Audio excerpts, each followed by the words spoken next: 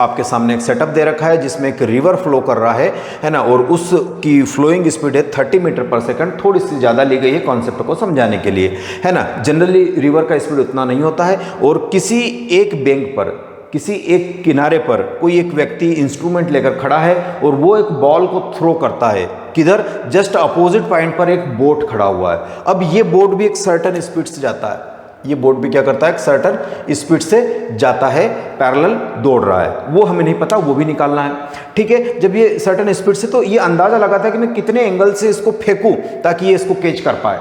तो इसने यहाँ से उसको थ्रो किया, तब ये चल ही रहा था, ये चल ही रहा था, इसने एंगल एक सपोज किया और उस पर इसको फेंका, तो एक सर्टन टाइम के बाद जाके ये जो बॉल था या आम था या व्हाटएवर जो भी कोई चीज़ थी वो उसने कैच कर ली, है ना।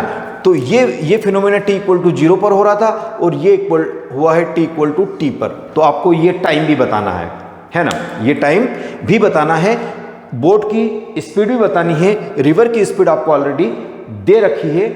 उसके बाद आपको ये भी बताना है कि विड्थ कितनी थी रिवर की, साथ ही साथ ए से बी तक पहुंचने में कितना डिस्टेंस कवर किया, ये भी बताना। मतलब इससे बहुत सारे पैरामीटर कैलकुलेट हो सकते हैं। इसका जो टच है, जो इसका फ्लेवर है, वो एडवांस लेवल का है। तो आपको ध्यान रखना है, अपने ब्रेन को, है ना, एक्टिवेट मोड में डाल देना है।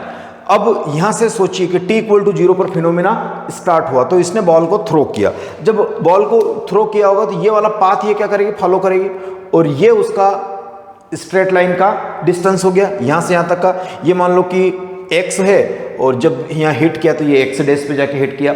अच्छा, अब बॉल को फेंका जाए, सामने कोई व्यक्ति खड़ा है, मैं उसके जस्ट सामने नहीं फेंकूँ, थोड़ा सा टेढ़ा करके फेंकूंगा, और उसकी भी चल रहा है स्पीड, यानी ये जो बोट है ये भी चल रही है इधर, और इसने किसी एंगल से ऐसे करके फेंका, तो ऐसे करके ना फेंका बल्कि ऐसे करके फेंका। क्यों? क्योंकि बोट भी चल रही है और उसको कैच करवाना है। तो ध्यान दीजिए कि जो आपके पास वेलोसिटी का इक्वेशंस दे रखा है वो कुछ इस टाइप का इक्वेशन दिया गया है ना।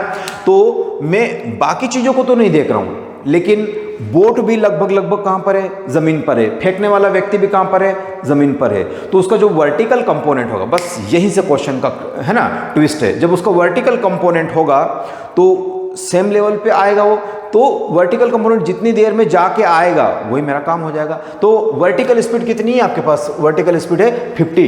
तो हम जानते हैं कि टाइम ऑफ फ्लाइट क्या होता है ना, टाइम ऑफ फ्लाइट क्या होता है 2u/g, या ये तो बहुत ही बेसिक कॉमन सी चीज़ है, ऐसे हम इसको नहीं बताएंगे, लेकिन अगर कोई बेसिक जानने वाला हो तो इससे, अगर 50 की स्पीड से जा रहा है तो 5 सेकंड जाने में, 5 सेकंड आने में। ऐसा क्यों? अरे 50 की स्पीड से जा रहा है, यस सर, हर सेकंड एक्सीलरेशन कितना कम कर देगा स्पीड को, 10 से, क्योंकि g की वैल्यू हम एज्यूम कर लेते हैं 10, तो 50 है, अगले सेकंड में 40, अगले में 30, 20, 10 एंड 0, तो यानी 5 सेकंड जाने में, एयर ड्रैग को नेग्लेक्ट करा तो 5 सेकंड वापस आने में, तो यानी 10 सेकंड। बहुत अच्छी चीज़ कि जो फ्लाइट मुझे मिल गई वो मिल गई 10 सेकंड, यानी 10 सेकंड में ये भाई साहब ये बॉल या जो भी हमने फेंका था वो सेम लेवल पे आ जाएगा। तो 10 सेकंड तक भी ये दोनों कंपोनेंट चले होंगे, ये चुप थोड़ी रहे होंगे, ये दोनों कंपोनेंट चले होंगे। तो यानी अगर मैं इसको एक एक्सिस कंसिडर कर दूं कि ये x हुआ और ये y हुआ, है ना, तो z कैसा होगा, इसके परपेंडिकुलर होगा, जो कि यहाँ 2D में शो नहीं किया जा सकता, आपको विजुलाइज करना है, मन की आंखों से देखना है, ठीक है। ये बात हुई। तो अगर मैं कहूँ कि ये y डायरेक्शन में कितनी देर चला होगा, 10 सेकंड ही तो चला होगा, क्योंकि इसने y डायरेक्शन में इसी स्पीड से तो कवर किया होगा जितनी स्पीड से उसका z कंपोनेंट कवर कर रहा होगा, है ना, उसका z कंपोनेंट जितनी देर में कवर कर रहा होगा उतनी देर में y कंपोनेंट भी कवर कर रहा होगा, उतनी ही देर में x कंपोनेंट भी कवर कर रहा होगा। ये आपको विजुलाइज करना है, ये मन की आंखों से देखना है। तो अगर मैं यहाँ बात करूँ तो टाइम ऑफ फ्लाइट मेरे पास आ जाता है 10 सेकंड, यस सर, 10 सेकंड आ गया, तो उतनी देर y कंपोनेंट चला होगा, यानी displacement in y axis equal to क्या हो जाएगा, velocity in y axis into time. Velocity in y axis कितना दिया है, 40 दिया है, तो 40 इंटू 10 कितना हो जाएगा, 400 मीटर।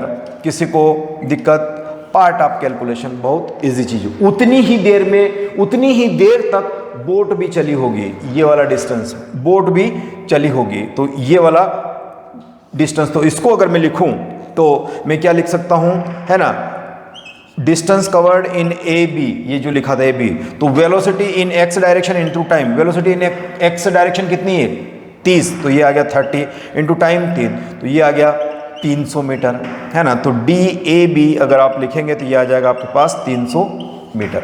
तो ये 400 मीटर, ये 300 मीटर, ये 400 मीटर, ये 300 मीटर। तो यहाँ की x डेस अगर पूछ ले मुझसे, तो x डेस अगर पूछ ले तो 30 का स्क्वायर प्लस 40 का स्क्वायर, तो अंडर रूट 900 प्लस 1600, तो कितना आ जाएगा 2500 का 50 मीटर। तो ये वाली जो डिस्टेंस आ जाएगी आपके पास कितनी आ जाएगी, 50 मीटर आ जाएगी। कितनी आ जाएगी, 50 मीटर, x और x डेस की। तो यहाँ से यहाँ तक की फाइनल डिस्टेंस कितनी आ जाएगी, या इसको कोई डिस्प्लेसमेंट है ये, तो ये बॉल का नेट डिस्प्लेसमेंट कितना हो जाएगा, 50 मीटर। तो ये तो डिस्प्लेसमेंट हुआ।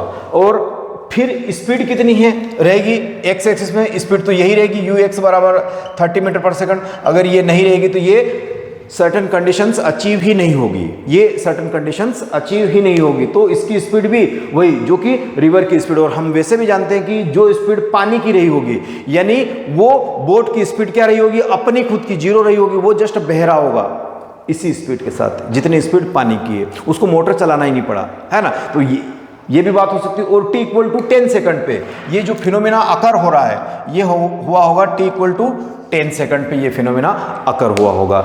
और तो हमने यहाँ पर कंबाइन किया, रिवर बोट प्रॉब्लम को भी कंबाइन किया, साथ ही साथ प्रोजेक्टाइल मोशन को भी हमने क्लब करके देखने की कोशिश की। जो बच्चे जेईई एडवांस के टच को फील करना चाहते हैं वो इस टाइप के न्यूमेरिकल को डील करें और डील करने की कोशिश करें, है ना। जहाँ कहीं भी तहाँ कहीं भी आप जिस परिस्थिति में भी पढ़ रहे हो, किसी, है ना, ऑफलाइन इंस्टीट्यूशन में पढ़ रहे हैं, ऑनलाइन अपना काम चला रहा है, व्हाटएवर, बट आपको इस टाइप के लेवल को टच करना होगा। इसी में अगर मैं एयर ड्रैग को कंसिडर कर लेता हूँ, एयर ड्रैग अगर मैंने दे दिया तो इसमें क्या होगा, ये जस्ट आपको कमेंट करके बताना है। इसी की जगह पर मैंने अगर इस डायरेक्शन में इलेक्ट्रिक फील्ड लगा दी है और जो बॉल फेंका था उस पर चार्ज मैंने लेट से Q दे दिया है, तो इसका टाइम ऑफ फ्लाइट और तो बाकी कहानियां कैसी होगी।